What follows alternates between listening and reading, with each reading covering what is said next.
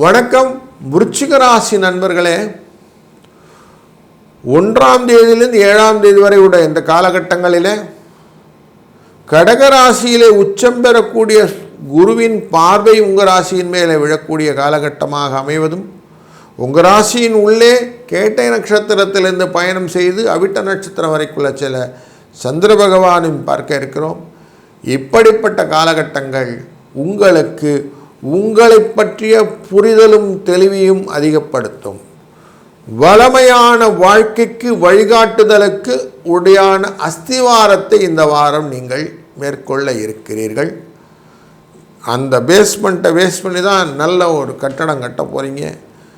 நிரந்தரமாக வாழ்க்கையிலே பல பிடிப்புகளை கொடுக்கக்கூடிய சூழ்நிலை இந்த வாரம் அமைத்து கொடுக்கும்.